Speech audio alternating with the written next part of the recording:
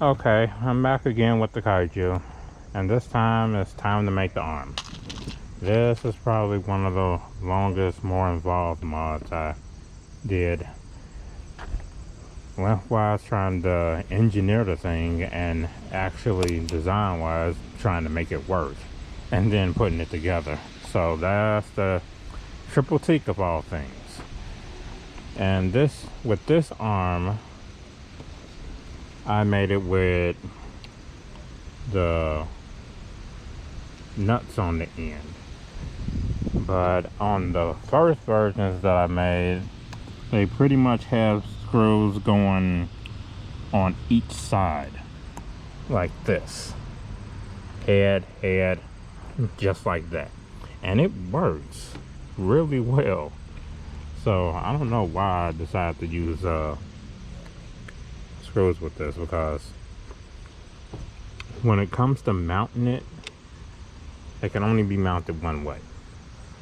With these, they can be mounted either way, it doesn't matter. But these, since if I tried to mount it like this, yeah, the nuts would get in the way of the shock coming up and down. So literally I can only make them one way, which is kind of sad. But they do seem to be a little bit more secure that way. So I don't know. I mean, these haven't came apart, so I don't know. I'm probably just messing around. But okay. Well, I used the ends. Well, let's just start with this. This is all the parts that I end up having to deal with just to put that together. Yeah, this is completely disassembled. And yeah, since I went and made the nuts on here, I actually made 2 of these.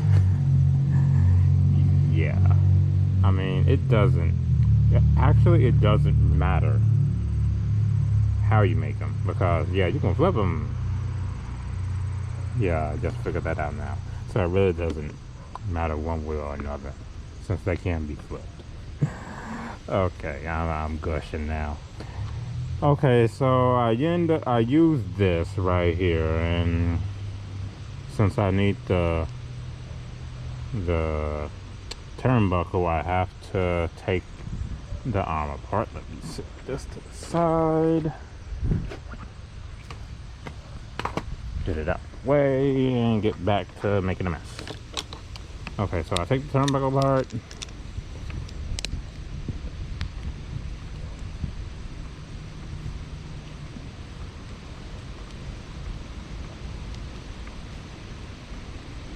Yeah, and I'm doing this all in real time, so I don't need to fast forward or anything.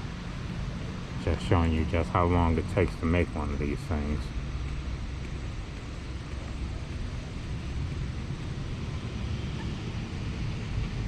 How involved it is, and whether or not you'll want to do it. But this arm is literally one of the strongest parts on this car.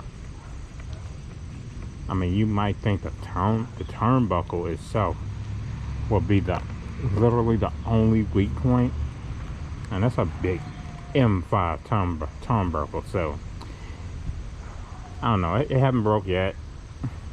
I know it's just cheap Redcat stuff, but still, this turnbuckle hasn't broke yet, and it's been running around like crazy. So let me put all of this away for now. Get it out of the way, since I'll probably put it back together just for the heck of it, and get to this. Okay, so go back to my trusty nippers again, and simply make a nice diagonal cut, just like that. Cut, gone. And nip off the end just a little bit, just like that, and we have one. Do the same to the other one. Cut, and we have 2. Okay, so that's these. Now we can set that off to the side. and deal with the main body. The main body comes from this nice long extruded nylon end. Now the front is 45 millimeters, the rears is 50. So let's measure out 45 with our caliper, because I'm slow when it comes to measuring stuff, and it really doesn't have to be that exact. I mean, it is a turnbuckle, so the turnbuckle will give you a nice amount of leeway. Well, that's good enough. I'm not about to go to town with Mark and stuff. It'll take twice as long and end up with a 2-hour video just to make one arm. So on it, that's almost exact. I haven't done that exact yet. So, and then get my rod cutter, tube cutter, whatever you want to call it. It works just as well with plastic as it does with metal. And get rid of the rest of this. Measure it again, just for the heck of it. It's a bit long, so we want our end to be like this, not like that. So, and it's a little long, so we get our grinder out, and yeah, this thing doesn't really make that much noise. It's battery powered, so it's fine. And take it, slap against the grinder, and go to town.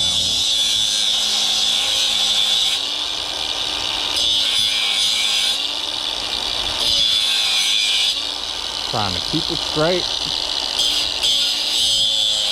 I'm grinding off just enough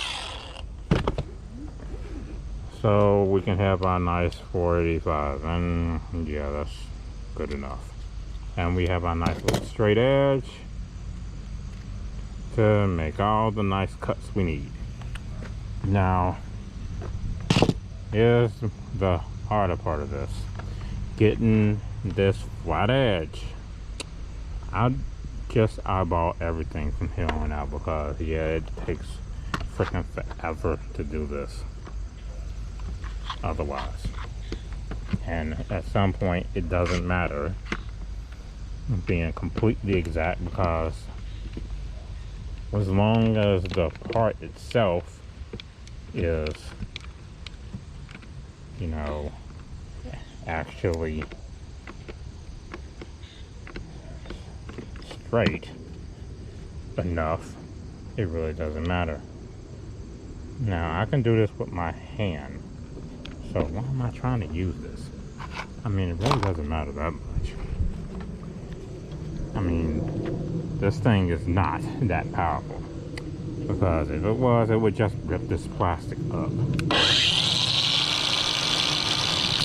Okay, so what you want to do is to make the flat end about, it works out pretty good with the shorter one.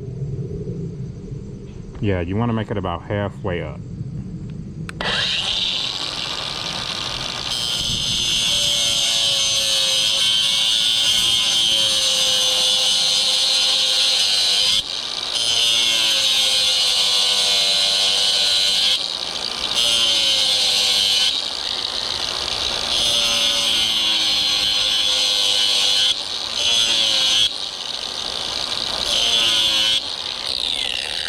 And yeah, I do realize a lot of people was not going to be able to do this. You do need a steady hand, a really steady hand, and a nice amount of willpower to go up against even a battery powered grinder like this.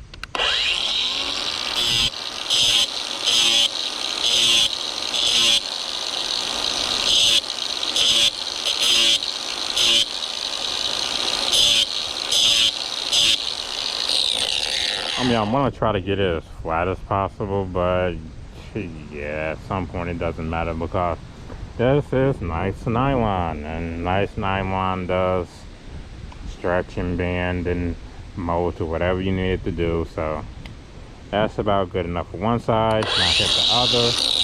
Now this is where you really do have to see what you're doing, because you need to get this side parallel with that one, and it's either do or die.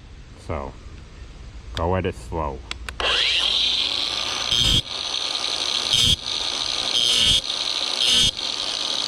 It's not lined up like that. It's not lined up at all. Go back and do it again.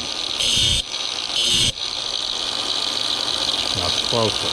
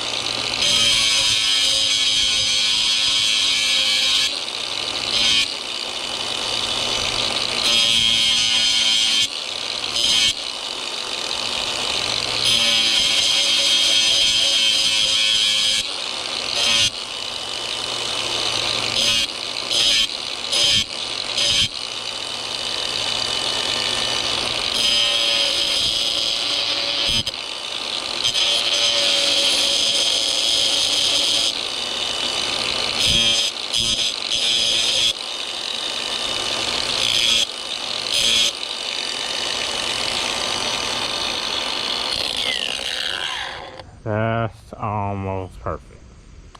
Although, as I keep on saying, you don't need to be perfect. Yep, you don't need to be perfect with doing this.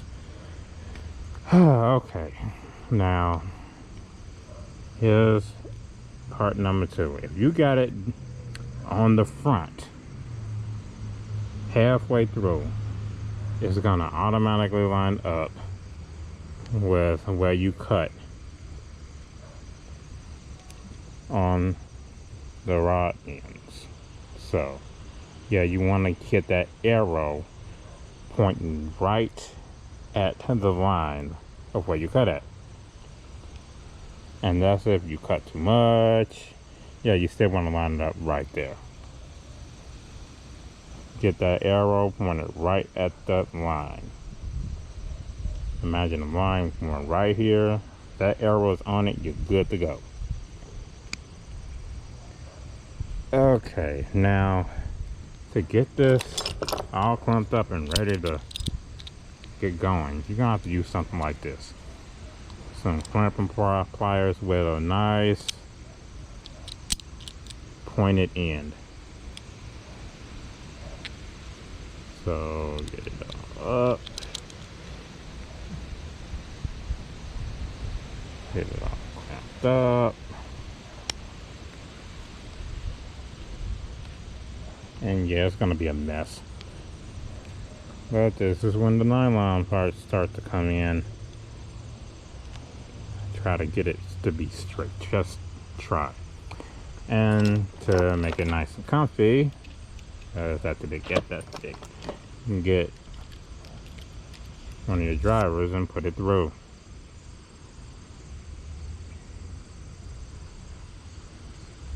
Eyeballing it just a little, trying to make sure it's straight. Yeah, and that's more than good enough.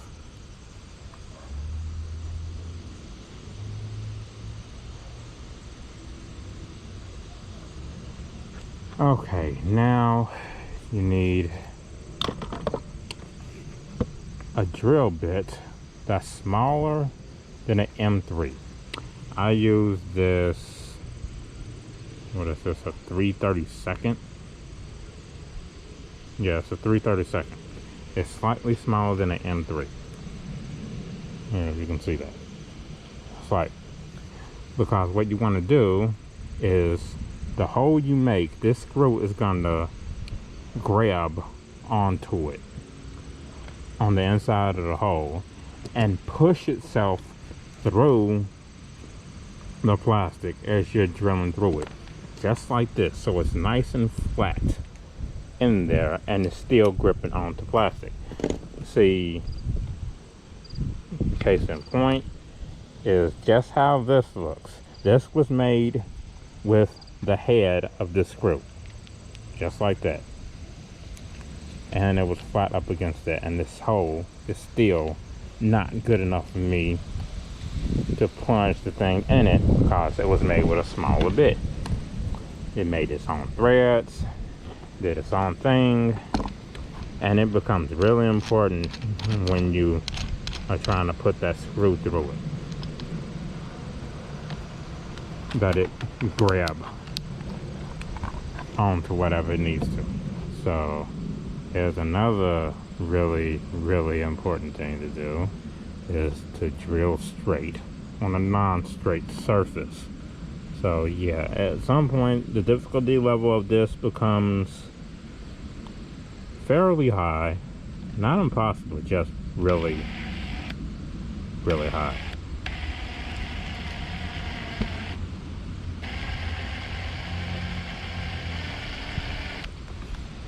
Now you really need to get this straight,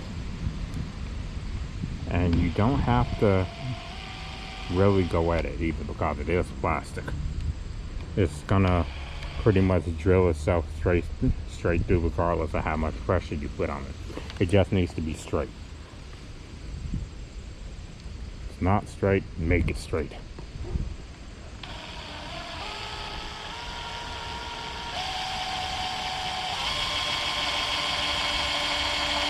And try not to plunge a drill bit through your fingers while doing this.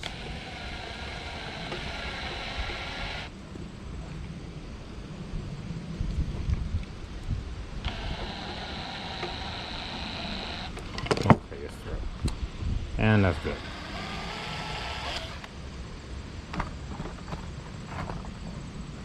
And since I'm have a bit of OCD doing this, I'm gonna make them offset so the yucky part is on the bottom. Yeah, I said some mess like that. The yucky part. That means I want my screw to go in this way on this one. So let's grab our trusty, and this is a M3 by 20. As I say this way, right? Now I gotta grab my lovely, yeah, this on this end. So let's do that. Yeah. Now crap is falling. Crap is falling. Drill is falling. Screws is falling. Now here's what I mean by grabbing on to the insides of that hole. And ratcheting, well, Impact Mr. 20 volt lithium easily does it too.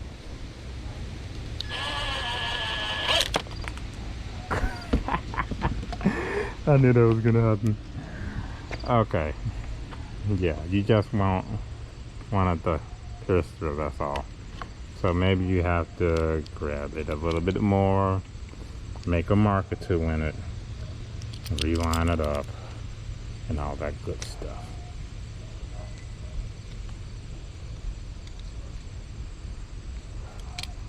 Yeah, I know I've done too many of these already, so I pretty much know exactly how much crap it takes to make one.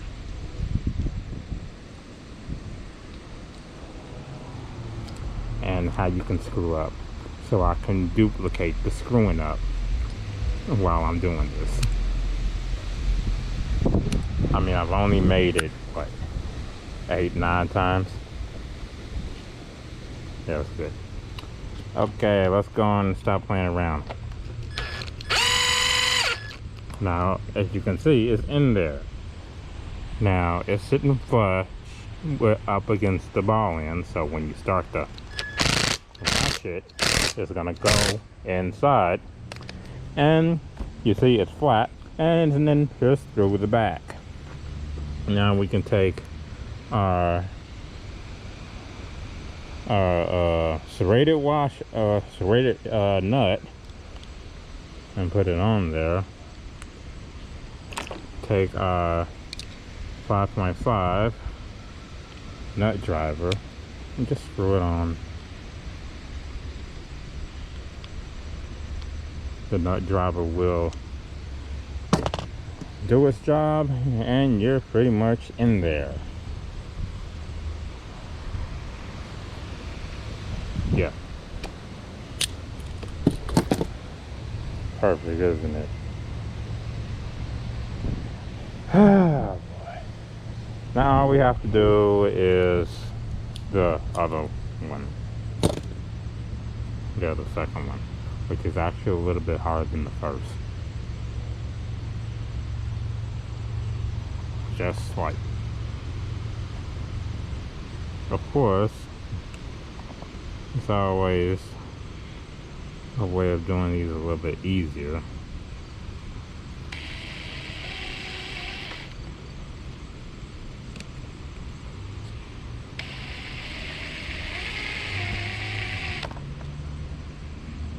Of course, it still needs to be straight. And digging into this extruded high density nylon, it's kinda rough. If the drill bit is straight, it's not gonna break. And yeah, it will break with this too, because this nylon is very, very hard. And we are in there again. Yeah, washer started off just a little bit. See that it's turning and scripting.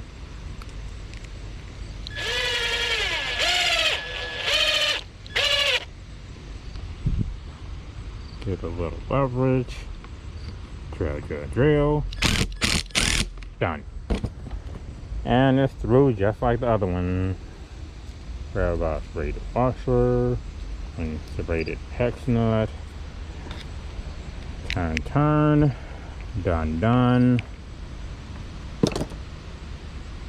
And nice and straight. Got the other one. Yeah, we were in there, even though this is on the opposite side. But who cares? OCD or not. It's done. Ugh.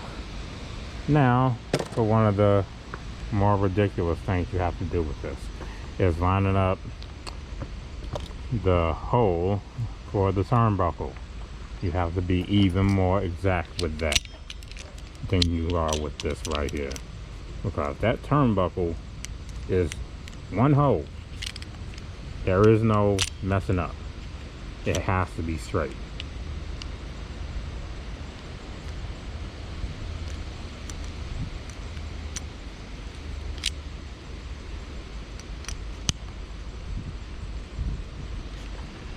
Okay. Now what I like to do with this is take my vice grips, and it would be awesome if this piece of wood wouldn't move for once.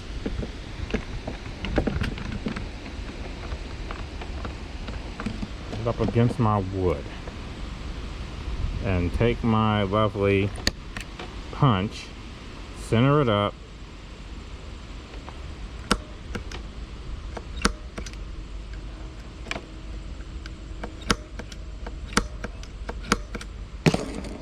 and while it's like that, take my drill bit, the small one, that's still in the drill, and just start it slight. Okay, that's good. Now we can take it up, making sure that it's straight.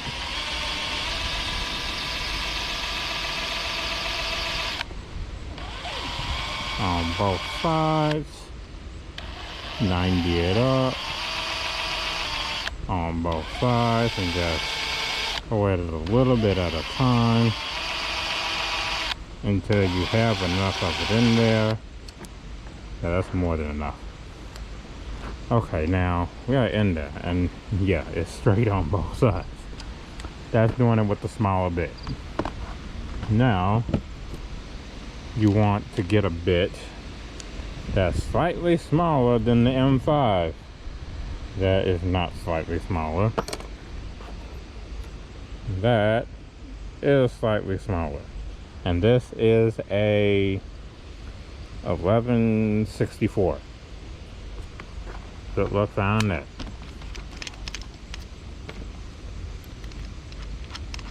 So now with the 1164, this becomes child's play because you just drilled your pilot hole and the pilot hole is straight. So no pressure, none. Just let the bit go right in. No pressure, none.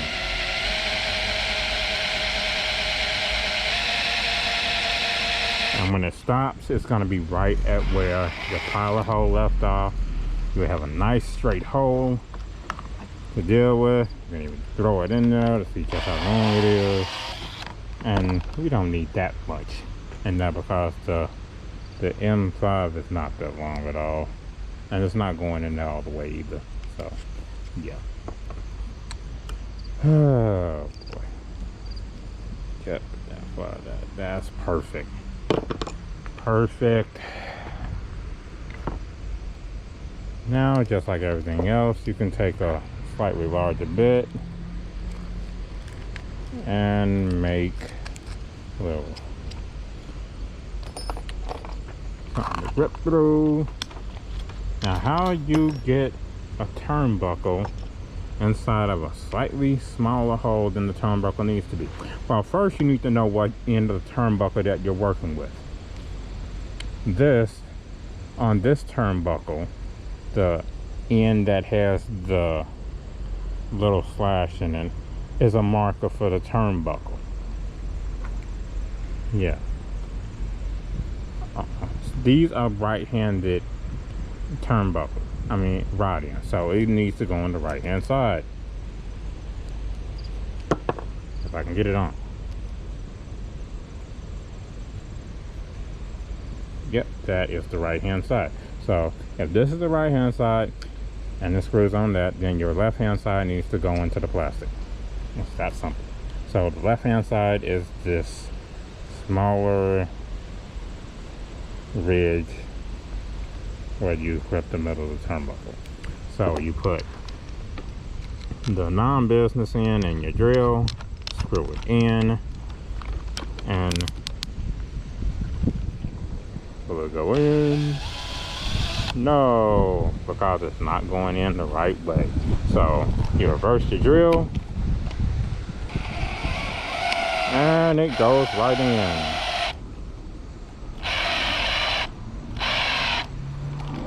Make sure it's all in, bring it out, and you have your turnbuckle all nice and drilled out. Now, I know that was kind of quick, but yeah, I don't feel like making this into a 40-50-minute video dealing with an arm. It's already 30 minutes long. Okay, so now we have our arm and we can match it up to original, and it's kind of too long, so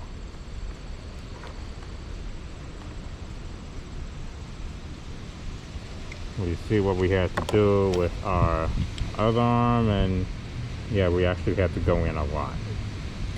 So what I possibly did was make that too long.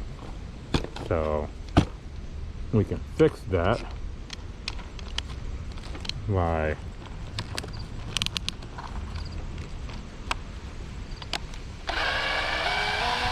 taking it out. And I'm going to fix this too, just for the heck of it, because I really don't like having no rod end on that side sticking out to adjust. I mean, these are adjustable, so I'm gonna bring it out the amount of distance, maybe about 5 millimeters, or so. And at this point, it would actually be easier to do it with the EO cutter over there. But I'm going to do it with this, just for the heck of it.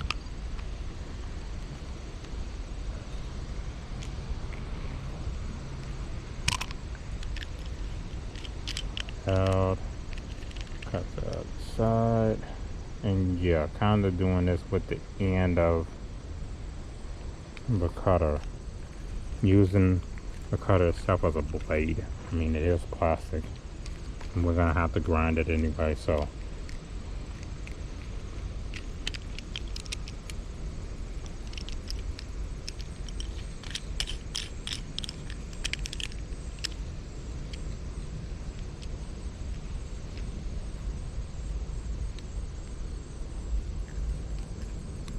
I'm simply just using the blade to make a straight cut along, since I can't actually turn it.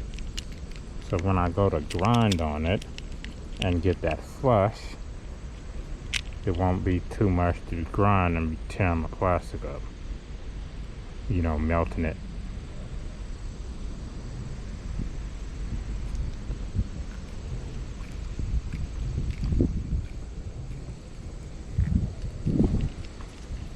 So, all in all, this one should be about 40 millimeters instead of 45.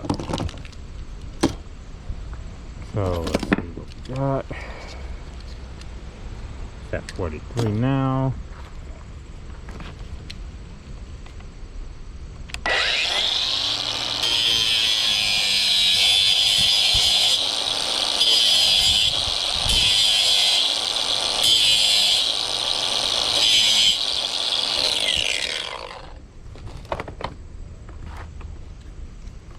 Okay, that's good. Now what am I looking for? Yeah, it should be still more than good enough. Let's see. Okay, neat turnbuckle. And screw it in.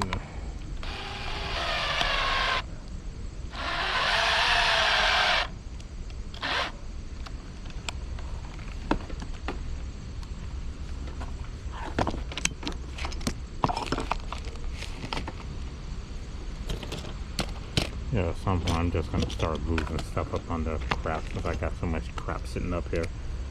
Got a lot of crap. Give a turnbuckle one more shot.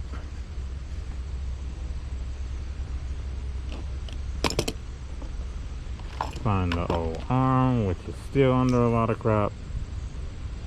And it lines up pretty damn good.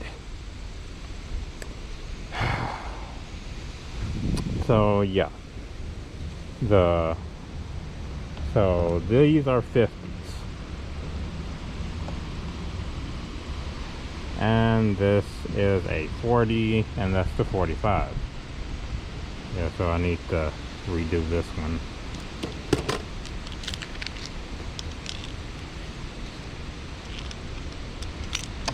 Yeah, it's gonna be one of those get it done type of things.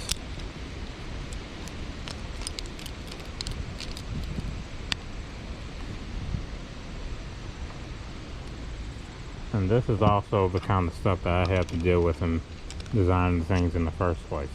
Trying to constantly mess with the design until I got something that worked. That took a heroic age, if you want to call it anything. Okay, oh boy, almost there. If you do something to one, you have to do it to the other.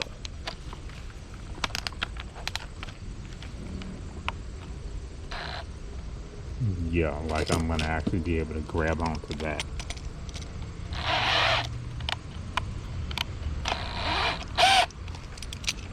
Oh yeah, this one is in there. Grip it on with a passion and know which way you gotta go with to get it out of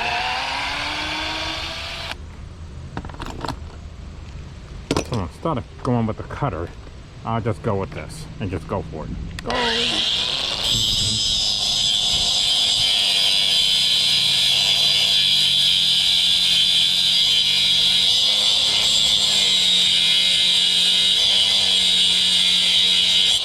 Oh, it's shaking my hand to bits. Wow, that was shaking. Okay, looks good. Oh boy. How far do I got to work with? Next to nothing. I didn't drill that one good at all. That means I gotta take this out and go back in it.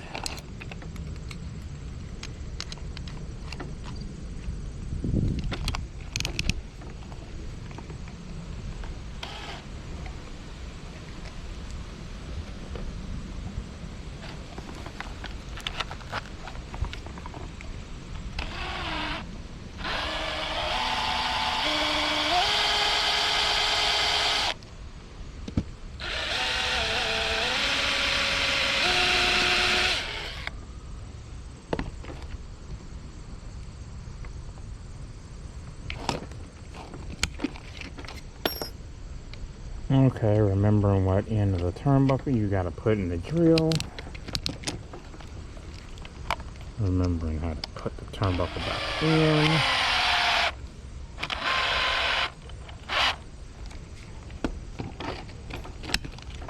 And doing it all on the fly because you already made 9 of them.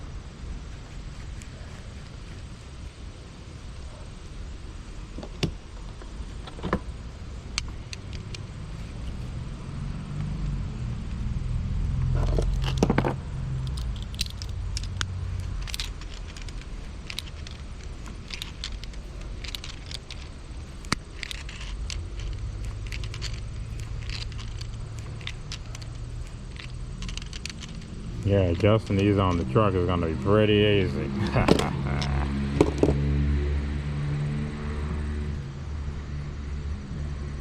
Slightly short, slightly.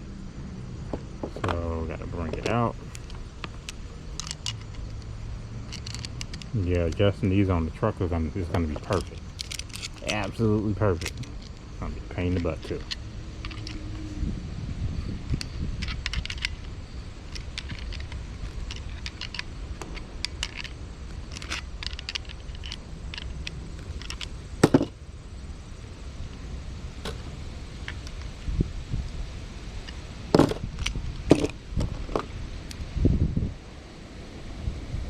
Okay, that's the longer one. Oh my god, I've been doing this too long.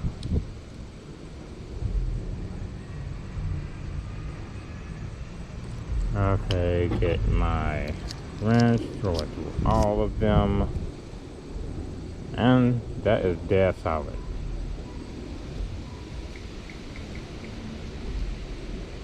Yeah, you see with the lovely grinder, you can easily grind out way too much. But the turnbuckle is strong, so it assesses your garbage and cover your crimes just a little bit. So now we have 2 identical turnbuckles. I mean, arms. So yeah. Oh boy. So fronts, rears, done. Now all we have to do is install them on the truck with all of this stuff. And that's not straightforward either, since this is M5. So we're gonna have to find something to close that gap because you're still dealing with the M3. Yeah, let's see what the heck that ends up being. And this is a 40-minute video, so I'm gonna end it right there. Wow.